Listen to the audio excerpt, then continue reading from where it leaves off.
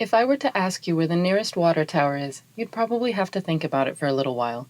And if you're like me, you might only know where they are because you may half stare at one as you're merging onto a choked on-ramp in rush hour traffic. That is, of course, until you've seen the work of Bernd and Hilla Becher. In Gertrude Stein's book, The Making of Americans, she writes, "You cannot tell what something is until you dust it off every day." This sentiment is perfect for looking at the photography of Hilla and Bernd Becher. So in this installment of Slow Art brought to you by the Modern Art Museum of Fort Worth, let's dust off some water towers. Or rather, let's learn about how Hilla and Bernd Becher dusted off an industrial landscape on 2 continents through a close look at a series of 5 photographs of water towers in the museum's permanent collection. A small note on the pronunciation of their name. You may hear them referred to as Becher or Becher.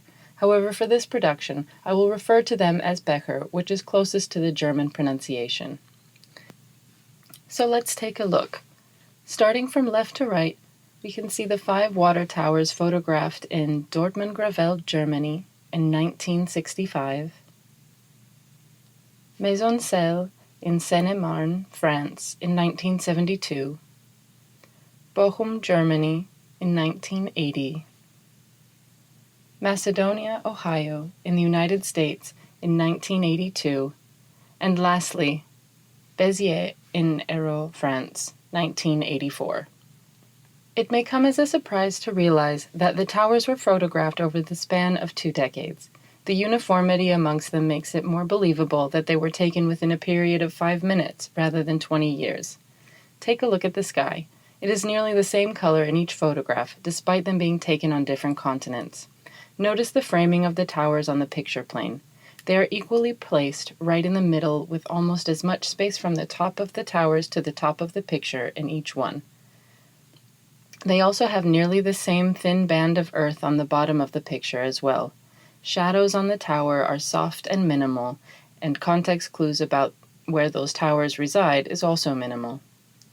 Hilla and Bernd Becher were German photographers who captured thousands of industrial buildings starting in the late 1950s in Western Europe and the United States. They were married to their art and they were married to each other since then. Among the buildings they focused their camera lens on were grain silos, iron ore mines, coke ovens, lime kilns, cooling towers, oil refineries, blast furnaces, factory facades, and water towers. They worked exclusively in industrial buildings, which were then exhibited in groups, either in a linear or grid format. Their massive project changed the place of photography in the art world, changed the way we view our modern landscape, and established a school of photography. Hilla Becher, born Hilla Wobeser in 1934 in Potsdam, Germany, began photography when she was 12 years old, when her mother gave her her first camera and her first lessons. An uncle gave her a set of darkroom equipment. As an adolescent, she would photograph her high school teachers and sell them the postcard-sized images. She dropped out of high school and began interning for the photographer Walter Eichgrun, whose photographic principles centered on clean, direct, and detailed portraits focused on the subject. In 1954, Hilla's family moved to Hamburg in West Germany. Bernhard Becher, born in 1931 in Siegen, Germany, also began his artistic journey at a young age. His father owned a decorative painting business, and Bernd started his artistic training in painting and lithography at the Staatliche Kunstakademie in Stuttgart. Bernd's fascination with the industrial buildings and the record photographs that documented these buildings began early on in his youth. In his early work, he did meticulous drawings and paintings of industrial structures.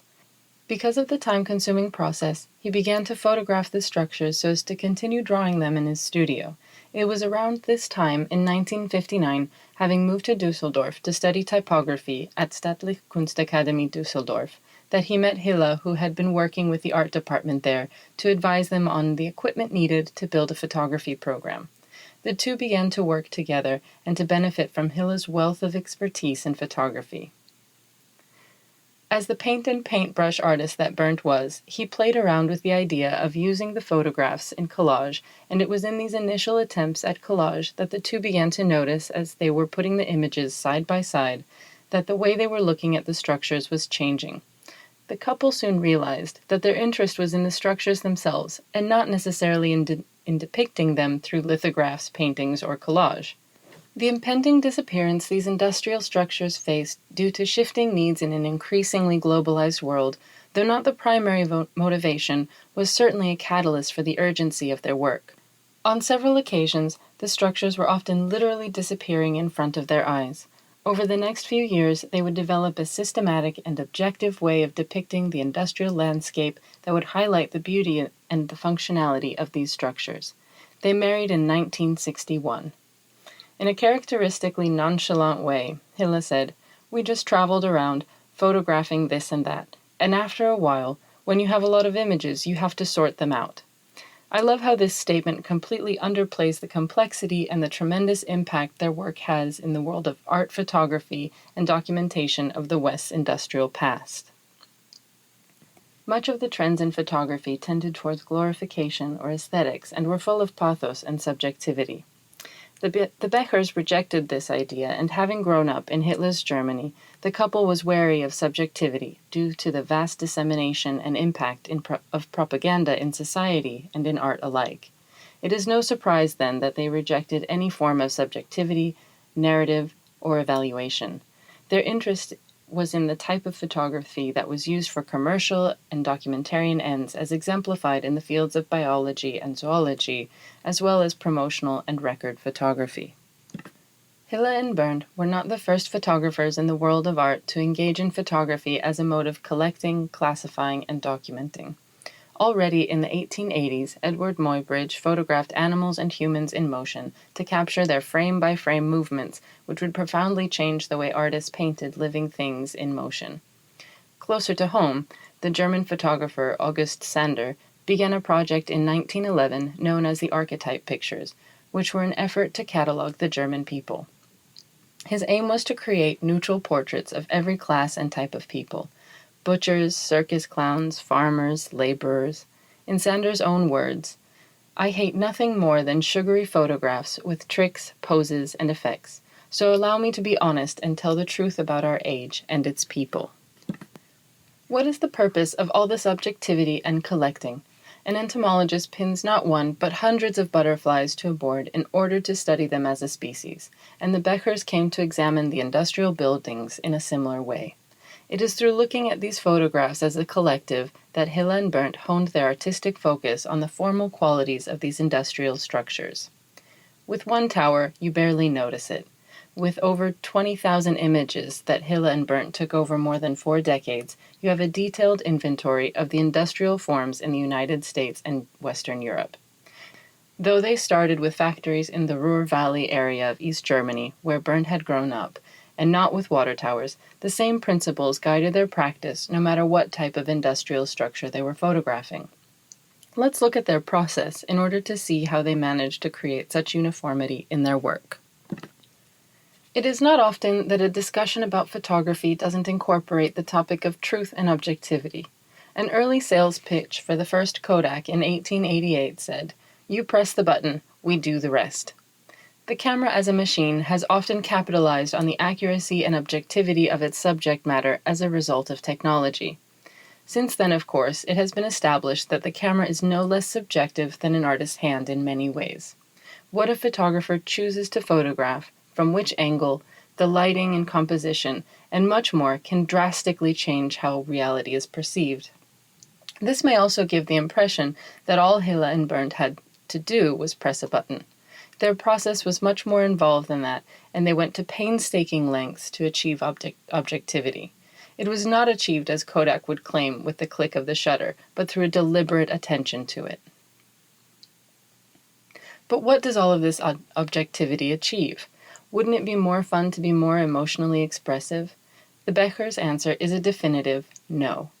Theirs was an act of uncovering form, of putting the spotlight on the all too often overlooked, yet important aspects of modern life, of juxtaposing architecture and engineering.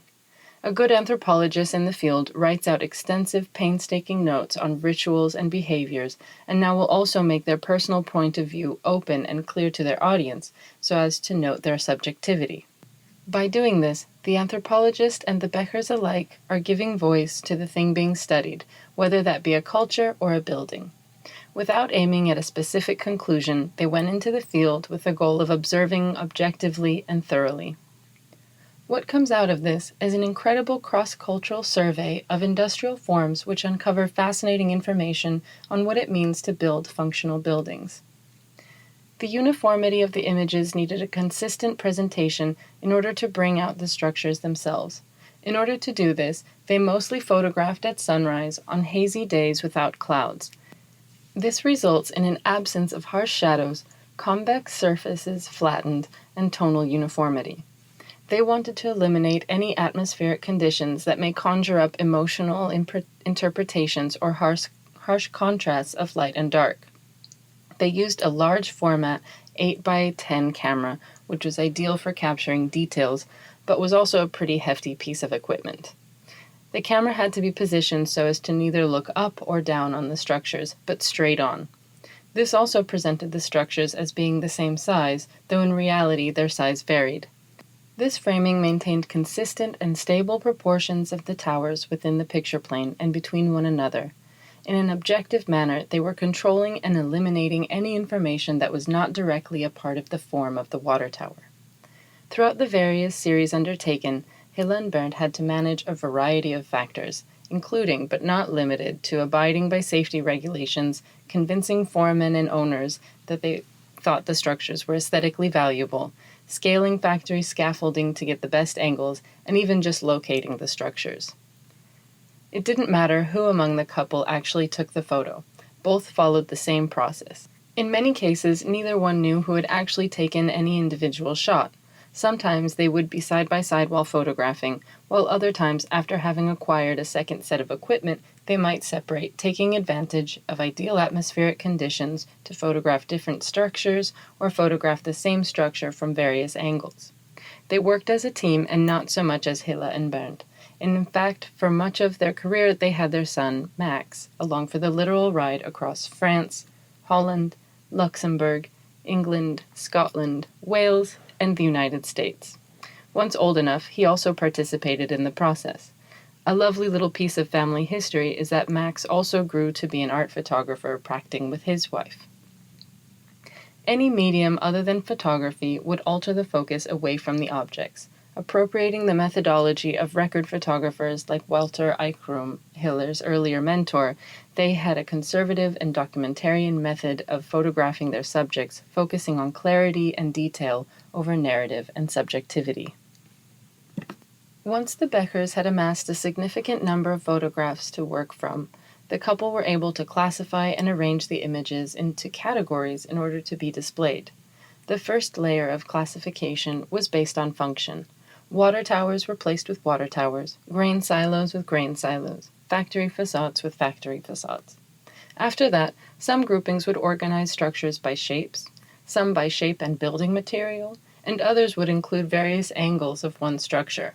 In others, there was no unifying quality except function, as we can see in the collection of 5 from the modern. The photographs were always displayed in a grid or in a line, and often in groups ranging from 5 to 28 photos, enabling side-by-side comparisons. We take for granted that industrial buildings are built to serve a purpose, and the priority of their construction is that of efficiency, not aesthetics. Yet by looking at different structures categorized by function, we are able to see not only that they are indeed beautiful, but their functionality is just a starting point, and there is much more complexity and beauty to engineering. Let's take a look. In this image, we can see the 2 French water towers. They have a slightly similar conical shape and are both constructed in concrete with tall, narrow windows. The design of these buildings, though differing, have a similar minimal quality to them. The concrete also has a grid-like pattern to it, which gives a certain geometry to the rounded shapes. The wing supports on the right tower mirror the upward slope of that on the left. The one on the right is reminiscent of the work of noted architect Le Corbusier. These structures are utilitarian and imposing in a country landscape. These structures are also an 8-hour drive from one another. Let's look at the German towers. These 2 structures couldn't be more different one from the other. The contrast in form makes it glaringly apparent that function is only one aspect of how a water tower is built. One is made in steel, another in brick. One is a bulbous tank on top of crisscrossing steelwork, while the other reminds me of a lookout tower repurposed from a castle. One tower has all of its structural components laid bare to passers-by, while the other has it all nicely hidden behind thick walls. The horizontal lines on the brick tower, however, are similar to the horizontal beams of steel on the left one, nodding to the inevitable need that buildings have for support. Note also that at the base of the right tower there is a VW parked. This is an uncommon instance of contextual clues in their work. Now consider that the two structures are about a 30-minute drive one from the other. Such variation could not be due to regional differences or climate, seeing as they are probably neighboring towns. It is most likely that one tower is older than the other and built during a time in which steel was not as readily used.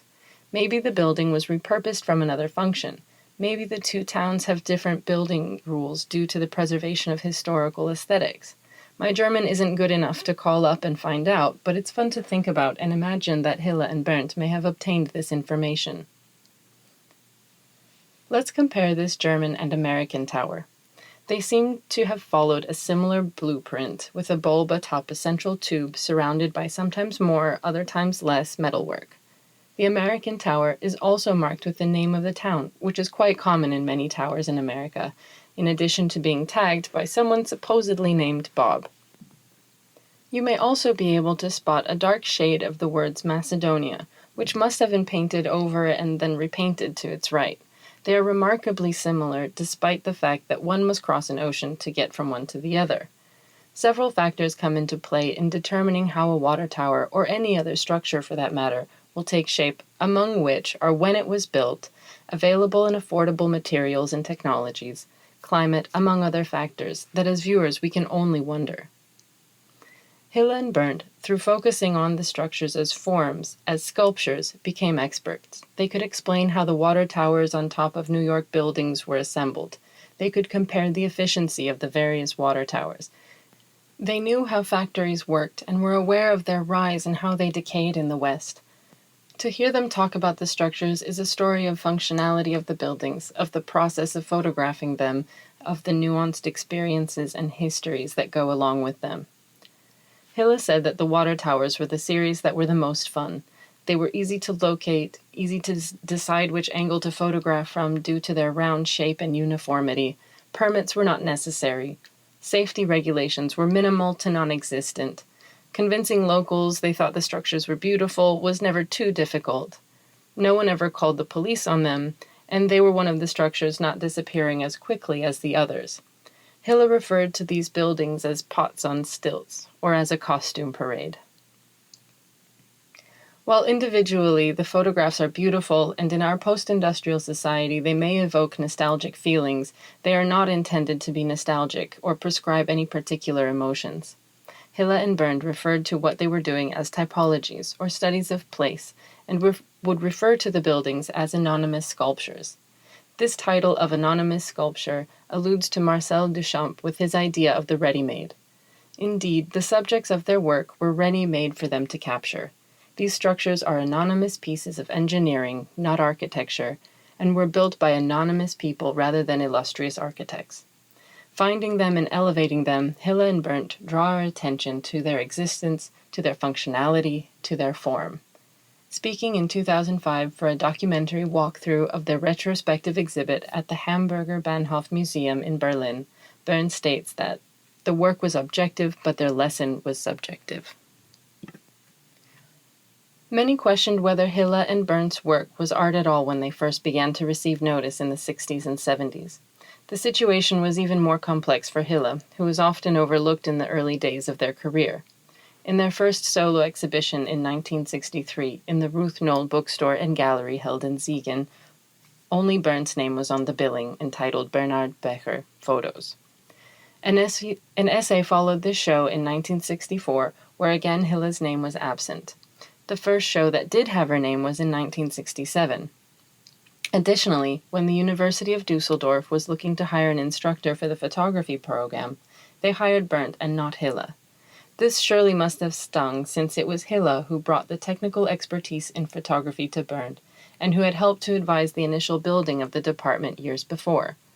It was Bernd, though, who had a degree in art, and of course in the late 1960s, the patriarchal values of the time tended to privilege men as serious artists over women. The idea of collaboration among artists also went against the prevailing ethos, and this may have added another layer to the issue. After Bernd began teaching, Hilla did most of the developing in the darkroom, which may have also contributed to her being seen as a sidekick, not a co-conspirator. When seeing the couple speak about their work, it is obvious that neither one is a subordinate to another, nor more of an artist. As a partnership, their work had a profound impact on photography as a recognized area in art, as well as in the new movements emerging with regards to viewing the world around us and reevaluating photographic practices. As with most artists, classifying them is a tricky business, and most artists reject categorization. Photography, in and of itself, was still on feeble footing in being considered and accepted in the art world. Hilla herself addressed the issue by saying, "The question of if this is art or not isn't very interesting for us. Probably it is situated between the established categories.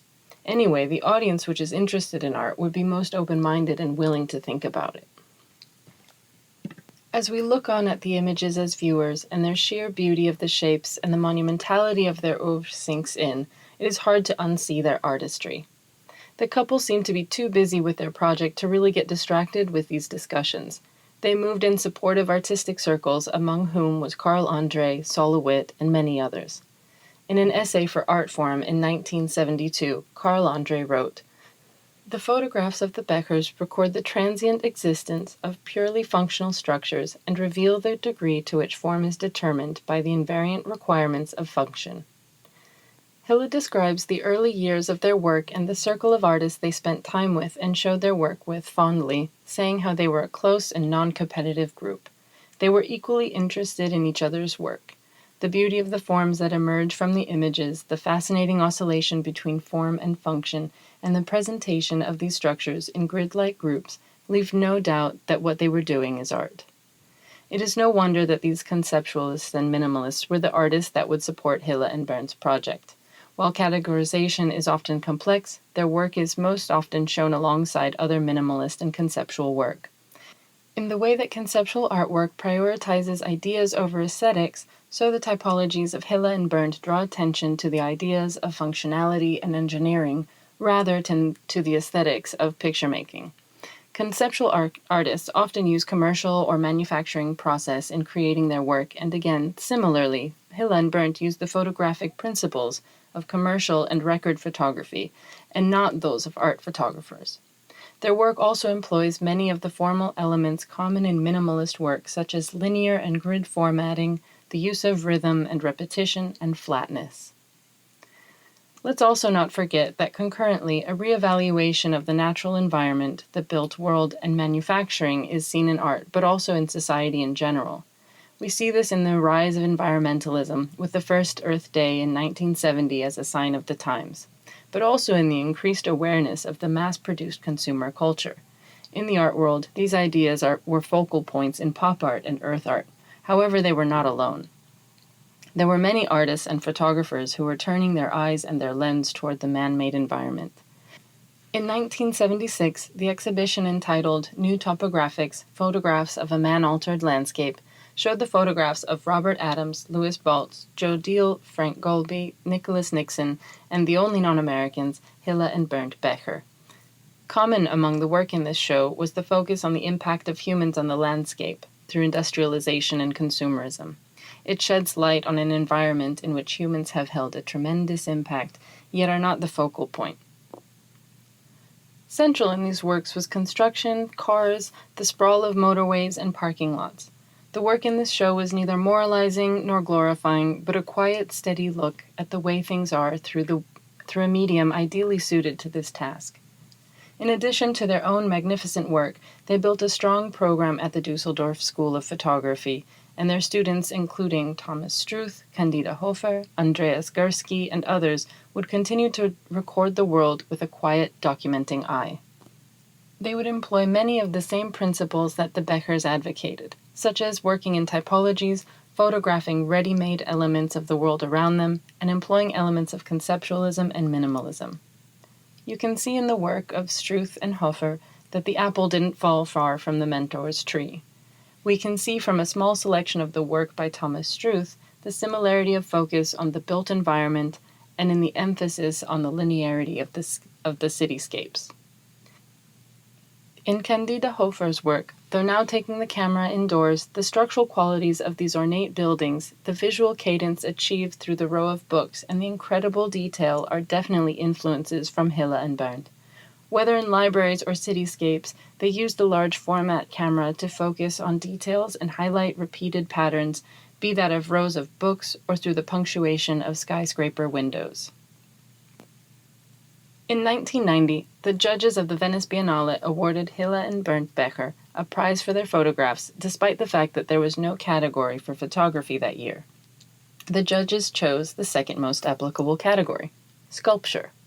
Since 1979, the category of photography was not a stable one at the Biennale, until the Bechers showed their work, and which played a major role in galvanizing their own and photography's place in the art world.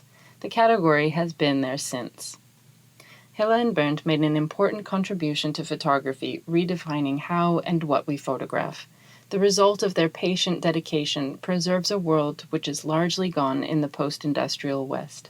They changed the way that photography was used for artistic purposes, modernizing the photographic image and enabling the camera to carry on its purported objective functions, allowing viewers to see objects rather than subjects. And now the next time you drive by a water tower, it will be more than a marker to your progress in traffic.